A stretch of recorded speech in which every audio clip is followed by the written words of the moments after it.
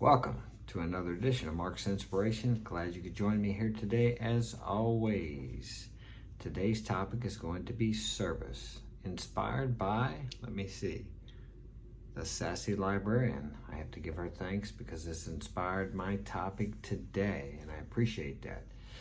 My idea of service may be somewhat controversial to yours, but it's just my opinion. So, here we go. Before we begin, smash that like button and subscribe. Oh, the weather today, it's a kind of cloudy, partly sunny today in St. Louis, Missouri. Hope it's great wherever you are in the world today. Okay, she says, browsing through the search feed of Instagram yesterday, I came upon a carousal on the Phenomenal Girls page. Here goes. At the Women's Requiem service, the pastor described her as a very nice lady who loved the Lord, who put others before herself. Her children also spoke of her along the same lines, but added she took care of everybody but herself. When it was the turn of the husband, he spoke about himself. And then she puts himself in capital letters with exclamation points. Okay. So now the question was, did she think of herself at all? I wonder. Maybe she was codependent. Maybe she did give too much of herself. Or maybe she did take care of herself by taking care of others. Now I know that sounds contradictory, but I've found in life that if I take care of others and help them achieve their goals, invariably that comes back to me, and my goals basically achieve themselves. Or I'm more inspired to achieve my goals. Because in this life you cannot give anything away without it coming back to you multiplied. Nor can you take anything from another person without it being taken from you multiplied. Now many people don't believe that, but it's amazing that they believe in the law of gravity. But yet you can't see it. You can only see the effects. You can't see the wind, but you can see the effects, but yet they believe in that. So what I'm talking about here is not serving others to the point of depleting yourself or codependency or draining yourself of all your vitality. But when you serve others with love, compassion, and that doesn't always mean giving of yourself to the point of, depletion, but giving of yourself. There's been many times I have given myself to the point of what I felt like was depletion or overwhelmment, but invariably it came back to me. I became filled later on with whatever I needed. If I take care of whoever's put in front of me to the best of my ability, and as I said, I'm not talking about enabling or enabling other people to not do for themselves what they're able to, because then that's hindering their growth. But the greatest among you must be your servant. The most financially successful people in the world, or at least the ones I admire, are great philanthropists and givers. They serve others. Well, let's think about Bill Gates. What has he done? He served others. Now, whether you like him personally or not, I don't know what I think about him, but he provided computers in the homes of almost everybody who could afford one. Okay, he made them affordable for people, for normal people like me and you. Okay, Henry Ford, he wanted to build an affordable car that people could drive so everybody could have cars, not just the rich. So he served people. He spent hours every day trying to figure out how to do this, how to make the 8-cylinder motor. Actually, he had guys do that for him, and they said it couldn't be done. But he continued to push because he wanted to do something for people. He wanted to serve people. A life of service is not a life of futility or oppression. That's my point here. And I felt like from this article that that's kind of what she thought. But maybe not. I may be misreading it, and if I am wrong, I apologize. But that's what it appeared to be to me. But like I said, I could be wrong. I'm wrong many times about many things. Just giving my point of view. Okay, it goes on to say, this is the kind of world that we live in, a world where women are praised to high heavens when they repress their, and I don't know this word, fecundity. I probably should have looked that up before I started. I don't believe women should be repressed, nor should they repress themselves, nor should any man repress or oppress a woman. But if your woman is serving you, okay, if let's say the woman decides to stay home and take care of her kids and take care of the father and the home and all that, like a traditional marriage used to be. Now, is she a slave? Is she oppressing herself? Only she knows that. If she has a dream or desire other than what she's doing, then she may have wanted to pursue that before she decided to marry and have children, because that is a full-time, 24-hour, 7-day-a-week job. I've done it. For the last 10 years, I've done it myself with my kids without the help of a woman. My mom helped for about 4 years until she passed away. But my kids weren't out there all the time. They stayed out there for a few hours occasionally when they wanted to visit her. I had no outside help. For the first couple of years when I came back from a foreign country, I was on, assistance, yeah. But for the last, well, it's actually been more than that, for the last 7 or 8 years, I've done it by myself. My mom passed away 6 years ago. She helped out a little bit too financially. Okay, but I helped my mom whenever she needed help after my father died. I took care of him for 4 years. I took care of her before she passed so they could both pass in the home. Now, was that easy? No. For 4 years, I couldn't go anywhere. I couldn't go anywhere. I couldn't work, and that's one of the reasons I was on assistance. I couldn't work because he needed 24-hour-a-day, 7-day-a-week care, and I had to be there for him and my mom. Okay, yes, how do I say it? I disregarded some of my desires and my dreams to care for my father, because didn't he disregard maybe some of his dreams and desires to care for me all my life? Why wouldn't I want to give him the gift of being able to spend his last years in his home instead of a nursing home? Now that's service. I didn't grow up knowing anything about service. Until I was 30 years old, I lived for myself, tried to get what I wanted out of life. It didn't work too well. I ended up in my apartment by myself, miserable.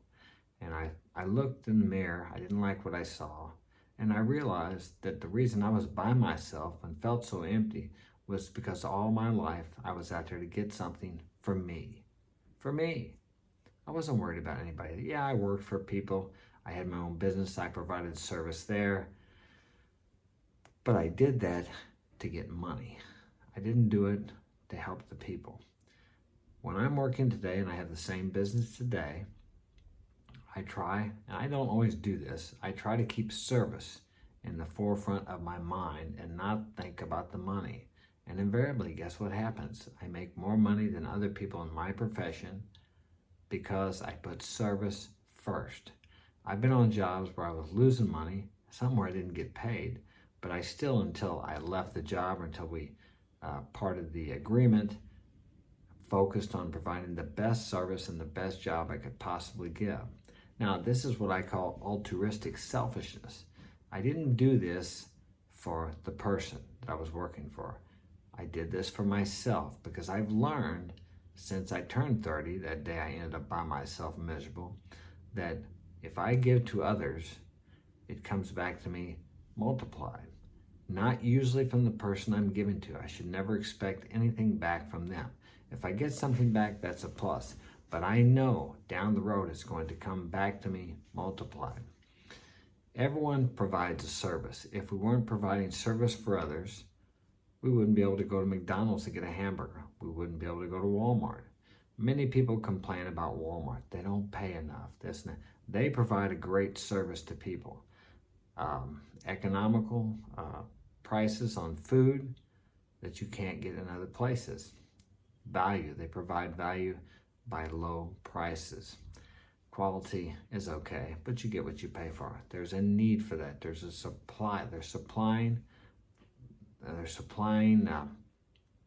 to provide, how do I say? There's a demand for that and they're supplying it, okay? So there's always a demand and a supply. And the more you can supply to the most people, whatever quality that happens to be, the more comes back to you in your life. We live in a world where a lot of people think they got to go out and get what they want. If you tell them they have to go out and give what they want, they think it's foolishness, ridiculous. But it's not. You have to try it. Do you want money? Give money away. Many people say, oh, well, when my ship comes in, I'll give a lot then. If you can't give $1 out of 10, you're not going to give 10 out of 100, or 100 out of 1,000, or 1,000 out of 10,000, or 10,000 out of 100,000. I know because I've experienced it.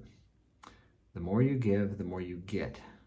So service, providing a service, there's nothing wrong with that. As I said, I'm not talking about providing to people to the point where you are enabling them to not do for themselves, because that is not an act of love.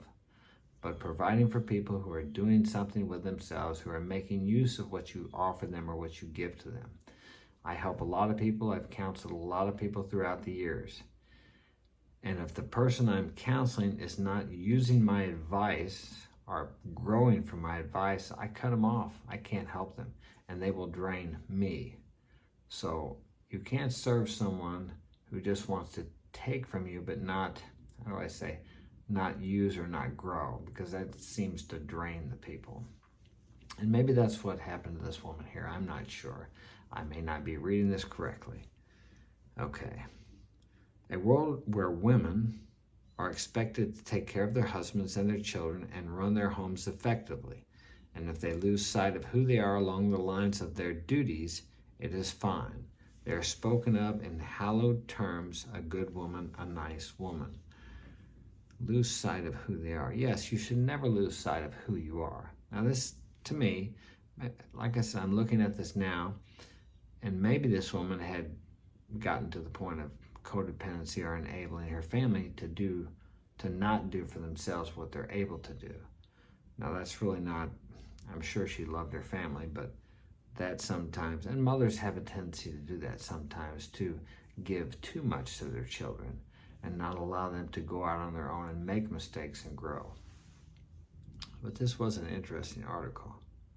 Let me see. A world where a woman's ultimate goal is to exist, that the lives of her family would be convenient. Well, how about this? A world where a woman's ultimate goal is to express herself, not what the agenda of society tells her she needs to do. Like, you have to go out and have a career, you have to go out and do this and do that. I haven't met too many women in their 20s that don't want to have children.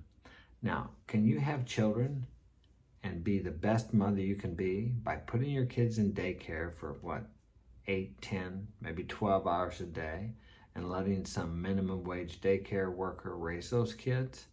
Now, I know there's people that's going, well, it takes both incomes. How much money do you have to make? What is the value on the attitudes and impressions that these other people are going to be making on your children? Now, I realize there are some single mothers out there that have no choice. Okay, you don't have family. Like me, I had nobody to help me with my kids. Once my mom passed away, and I couldn't leave the 6 kids out there with her anyway because she was like 78. So I couldn't do anything. I took them with me everywhere. I took them to meetings with me. I took them to work with me. Well, not all 6 all the time. Sometimes I was able to leave a couple of my moms. So it was very difficult. Now, do I regret that? That was a life of service to my family. I chose that. I chose to do that. And sometimes it gets frustrating, and I'll be talking to some of my friends about it. I say, you know what? I signed up for this, so I'm going to shut up and quit complaining about it. I can't give them everything they want. I give them what they need. I've provided a home, food, shelter, support, everything that I'm capable of giving them. Can I raise them as well as if I had a woman here with me? No, of course not. I don't have the nurturing abilities and the femininity and the caring abilities that a woman has. I accept that. So I'm not saying that I can raise kids better than a woman. The point I'm making here is I've provided a service to my kids. My parents provided a service to me. They were always there for me. I didn't get everything I wanted from them. They didn't tell me that they loved me, or they never hugged me until I started telling them when I was about 31. Excuse me. But they provided a home, shelter, food, and much other, everything I needed materially. There are no perfect parents. I tell my kids, look, I make mistakes. All you can do is, when you have kids, improve on what you didn't like about what I did. That's all you can do. And they'll provide a service to their kids. We must serve each other. If no one served each other, I wouldn't have this YouTube channel. I would not have a home. No one would build a home. I wouldn't have a car. We wouldn't have people working in factories. All these people provide services. And no, I'm not talking, once again, about providing a service to the point where you drain yourself. Because if you drain yourself, how can you be any good to anyone? It's like when you're on the airplane, the old adage, if the oxygen masks fall, you put yours on first, because if you don't take care of yourself, you can't take care of the person, maybe your kid or your wife or whoever it is next to you.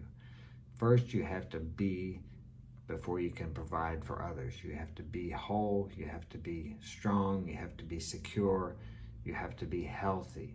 Obviously, you must take care of yourself first, and that's not a terrible, selfish thing. A world where women are berated and harshly judged for breaking out of the fold. Impossible, difficult, overly confident are some of the epithets they describe her by. I have no problem with women breaking out of the fold. If you want to go out there and be a career woman, if that fills you and you find satisfaction in that, although I think few women do. Men and women are just different. Men are more goal-orientated, women are more relationship-orientated.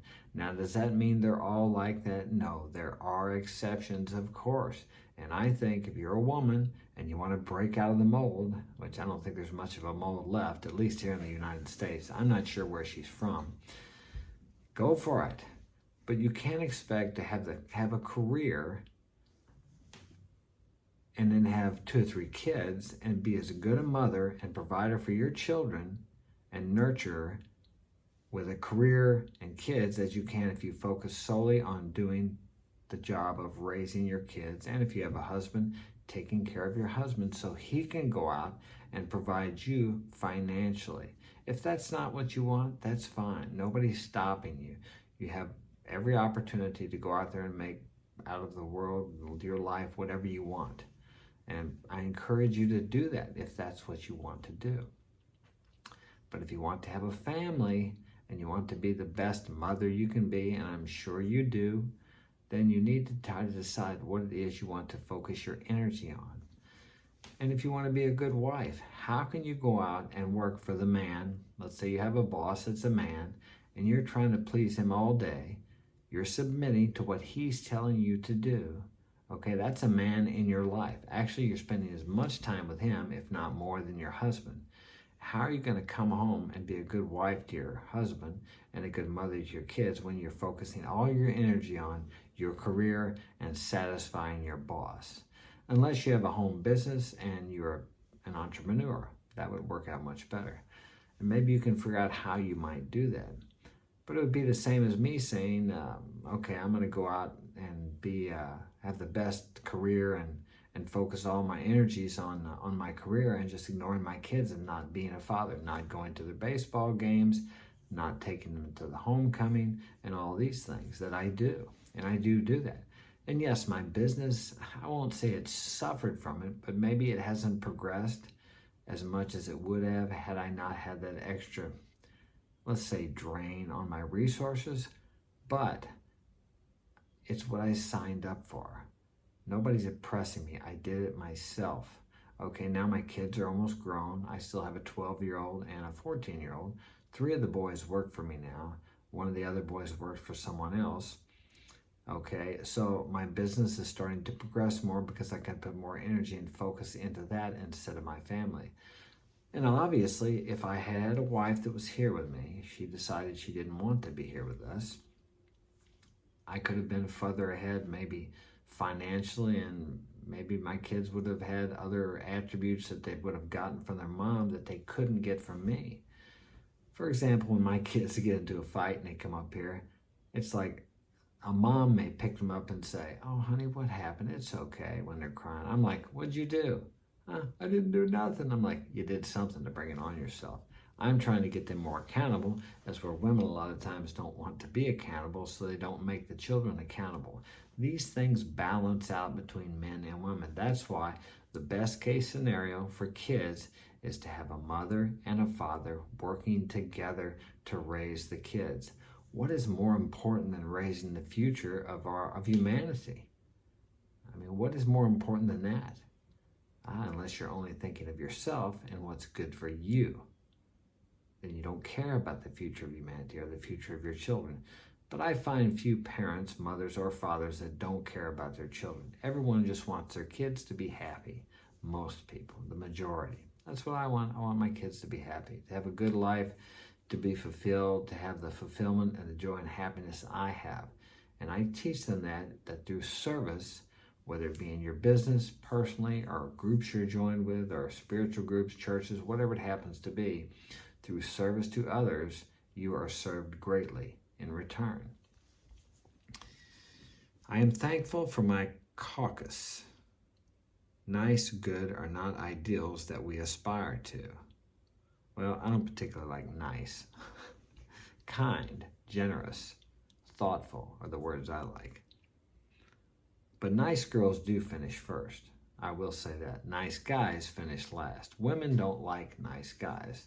Men like nice girls. Men want a woman, a high-value man, some man that you would want, wants a woman who wants to cooperate with him.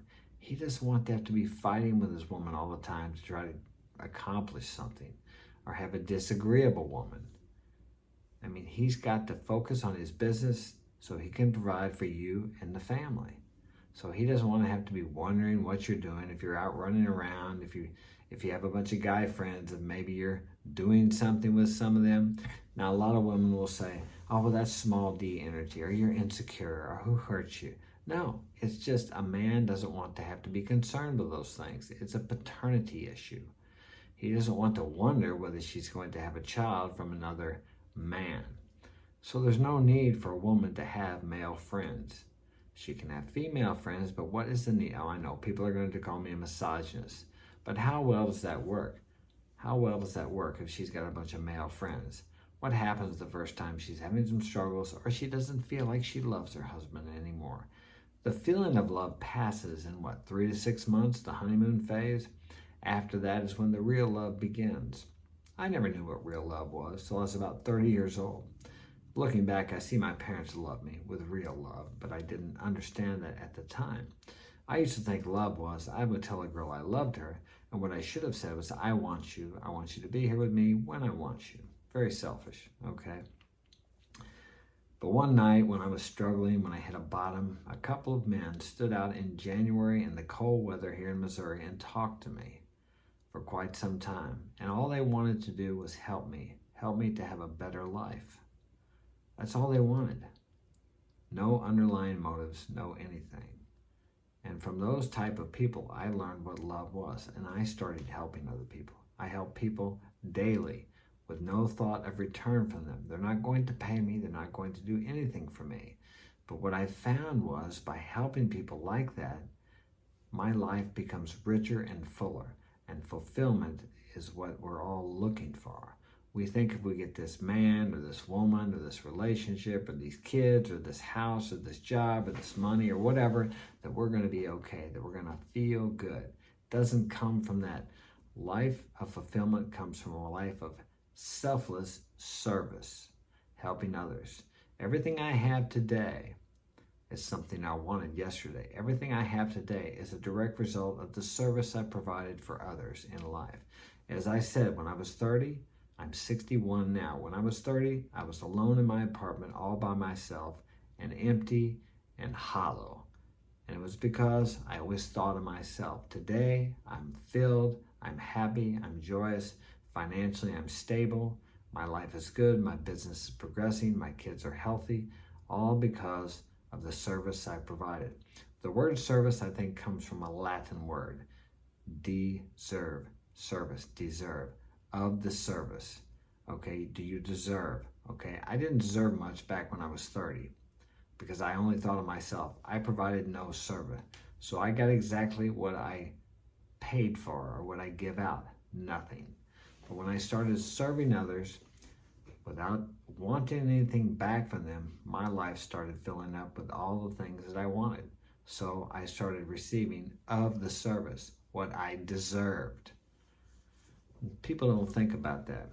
What you deserve. What service have you provided for humanity? What service have you provided for your employer, for your wife, or your husband? If you're a man, you should be out providing for the family. That's your job as a man. No, it's not always appreciated.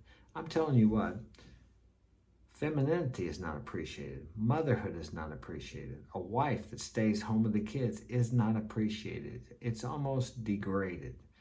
I remember my ex-wife, when we were together, she was taking care of 3 kids at home. Okay, 3 kids, and people would ask her, other women, what do you do? Well, I raise my 3 kids. I stay home. Well, don't you work? I'm telling you what, as I said, I took care of my kids for the last 10 years by myself. 24 hours a day, 7 days a week. Now, did I do that as well as if I could have just done that and not worked? Of course not. But I did the best I could. So, but if you're a mother and you're staying home with your kids, that is an admirable service to humanity, but it's not given the importance or the status that it deserves. Now, in that respect, I think that sucks, for lack of a better way to say it. Women are like pushed out the door to go to work. Some women want to go to work. Some women want to excel and do something, break out of the mold, as this woman says. But some women want to stay home and raise kids. But yet, people today act like there's something wrong with that. That is a tough job. That's a hell of a lot harder than going out here and working somewhere for 8 hours a day and then coming home. And how much do you have left for your kids and your husband? How much? If you've given all to your boss, the man at work, how much do you have for your husband when you come home? How much do you have for your kids after you pick them up at daycare, when you've dropped them off at 6 o'clock in the morning and picked them up at 5 or 6 in the evening? What are we showing our children is more important? Money? You say, but we both have to work. Yes, you both have to work if you want the 2 Escalades, the $500,000 house, and so much junk that you can't fit it in your 2-car garage or your 3-car garage in your basement. Now that's why we have all these storage sheds around here. We have so much material things. When I was a kid, everybody lived in 2-bedroom houses. The only people that had the bigger houses were the doctors and the lawyers. And those houses are nothing compared to what young couples are building today. Yes, of course you have to work, but how much money does a woman have to make to justify putting her kids in daycare? I mean, at least $30 to $50 an hour, and around here, most of them aren't making that. So what are we showing the kids that's most important? We're showing them that money and material things are more important than they are. So I'm probably going to hurt some feelings with this video, but that's okay. We need mothers at home. We need fathers out there doing what they're supposed to be doing to serve their wife and their kids. Money's not everything. And if you put what truly is important first, the money will come. I know that's hard to believe, but it really does work.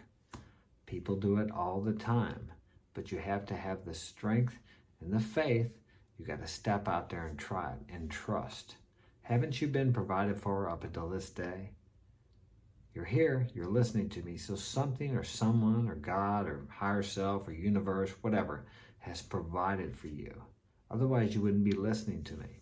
When you went to sleep last night, did you have to focus on how many breaths you're going to take? Did you make the blood move around to all the organs and the vitamins and minerals from the foods you ate to go right where they needed to go? No, you didn't. It's all done for you. How is that, huh? You didn't have to consciously make your heart beat. You didn't have to do all that consciously. It's done for you by a power greater than yourself, a power that resides within you. Only you know what your purpose in life is. Shut out all the noise.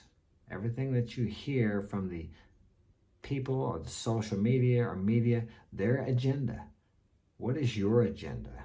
Shut out the noise If you want to step out of the mold and that's truly what you want to do, make sure it's not something that you feel like you have to do because you hear all these messages.